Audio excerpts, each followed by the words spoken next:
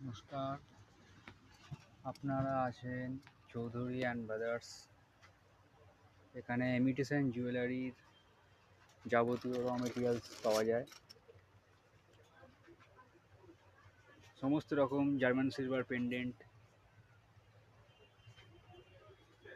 মিনা করা German silver locket, black polish অক্সিডাইজডের যে কোনো সেট, চকার্স কানের দুলের যাবতীয় items, all of the raw materials, China's Locket,